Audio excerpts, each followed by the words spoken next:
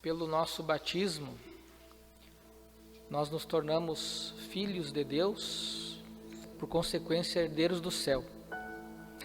Só que esta é uma parte, um lado da moeda. Essa é a parte de Deus. Deus, Ele deseja, Ele quer muito dar a mim, a você, o céu. E em Jesus, Ele já morreu na cruz por ti, saiba disso, para te dar salvação.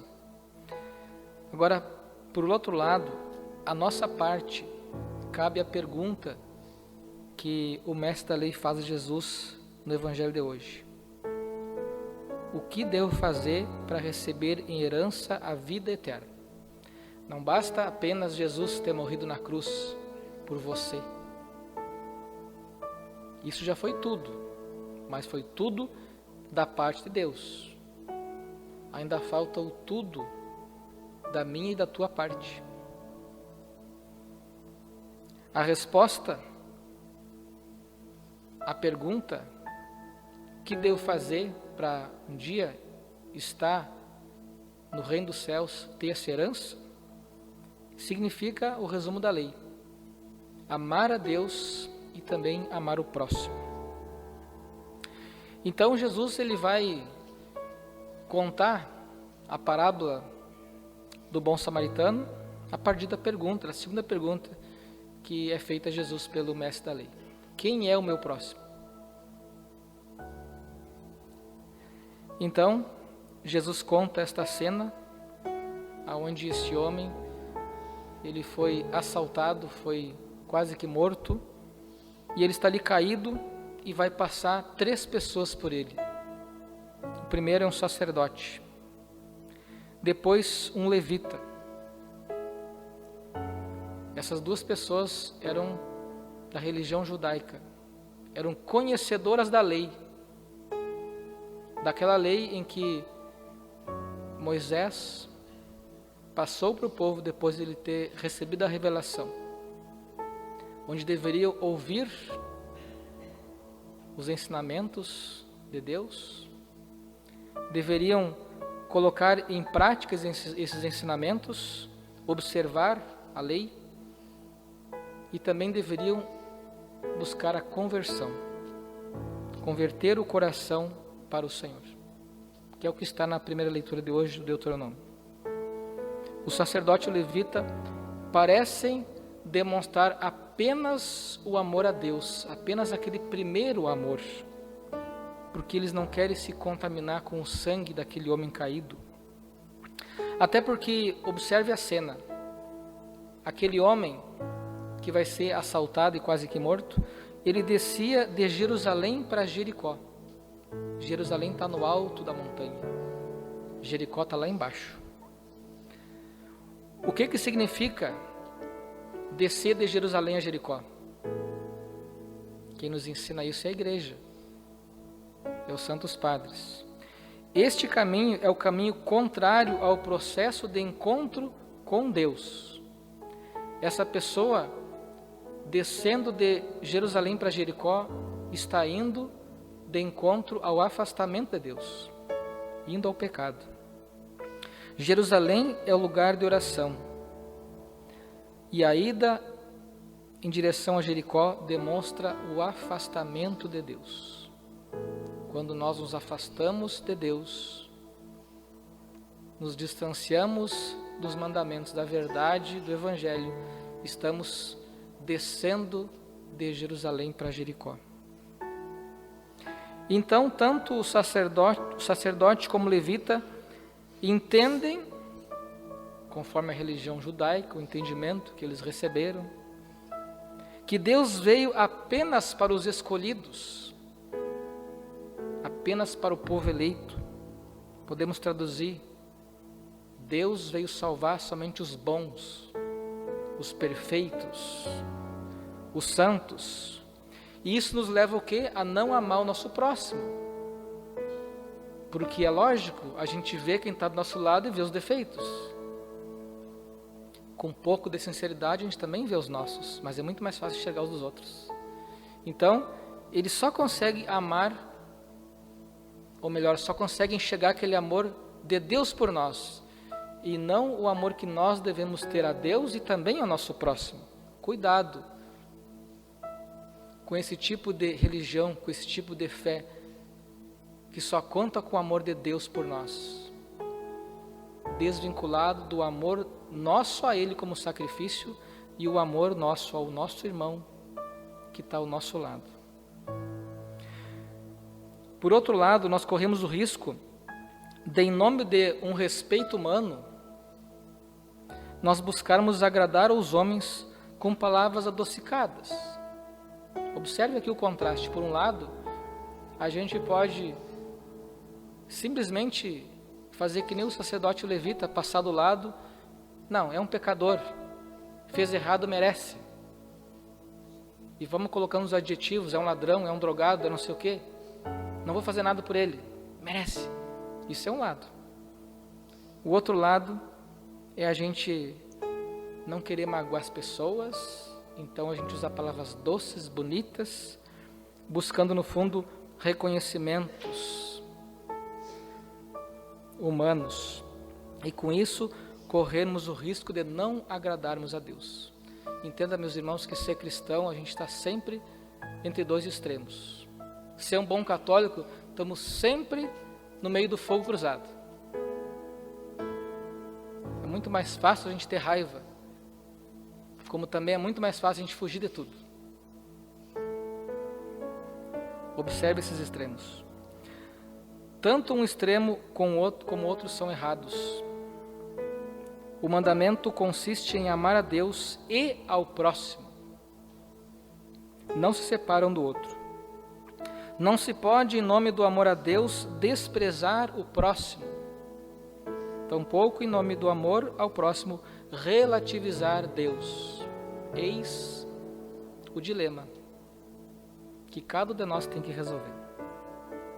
Santo Agostinho diz que o homem que descia de Jerusalém a Jericó, que caiu nas mãos dos assaltantes e agora caído no chão, quase morto, é Adão, que significa homem, ou seja, somos nós que nos desviamos de Deus, que nos afastamos de Jerusalém, da oração, da igreja, pelo nosso pecado. Sempre que nós pecamos, nós estamos sujeitos ao sofrimento e aos assaltos. Se o pecado fosse ruim, ninguém pecava, mas como ele é bom, a gente vai lá e peca. E depois vem a culpa.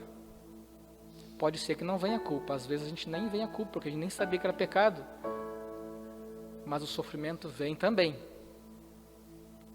Desobedecer a lei de Deus sempre traz prejuízo para nós. Sempre que pecamos, então, estamos sujeitos ao sofrimento.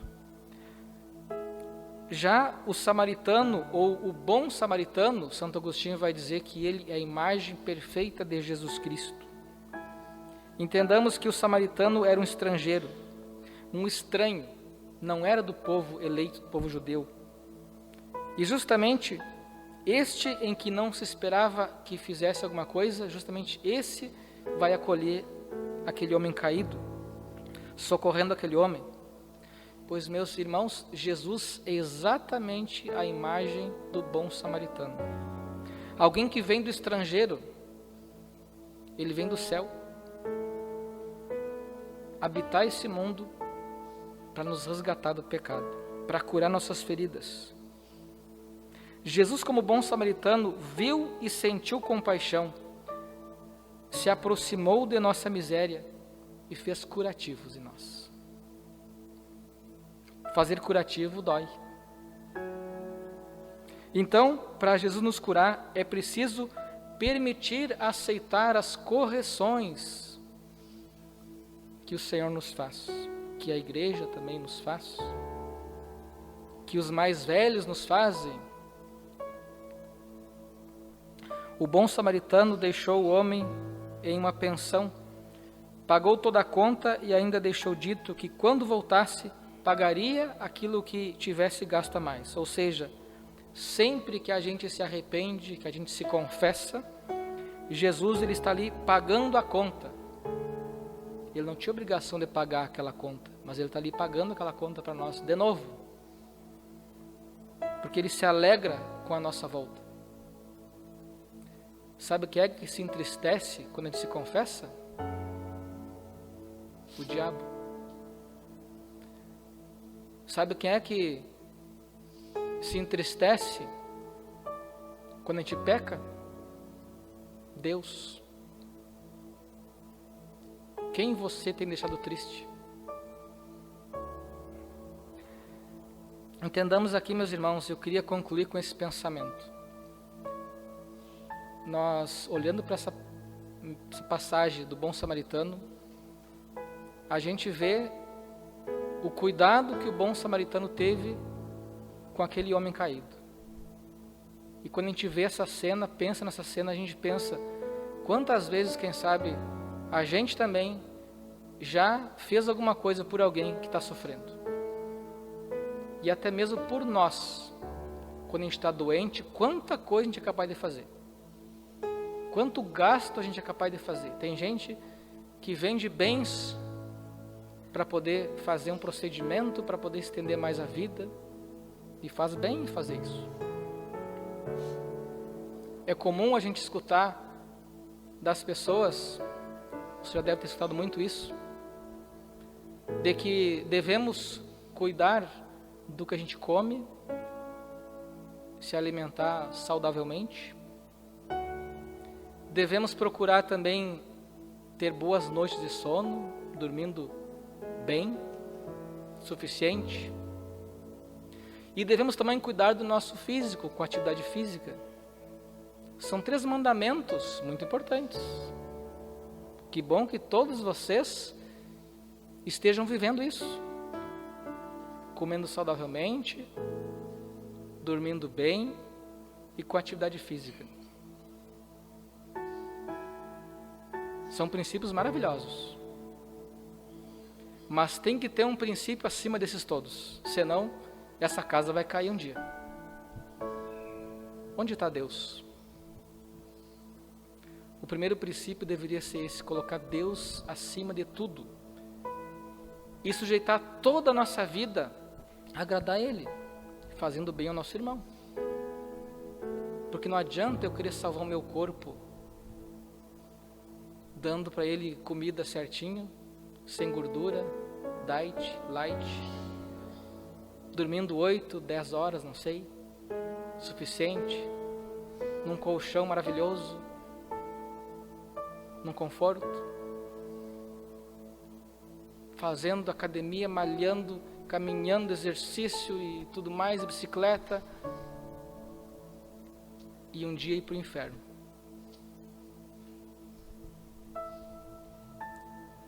O bom samaritano também quer a salvação da alma daquele homem caído.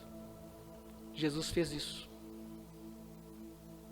Então que a gente possa agradar a Deus em primeiro lugar, servindo o nosso próximo, e o nosso próximo é quem está mais próximo.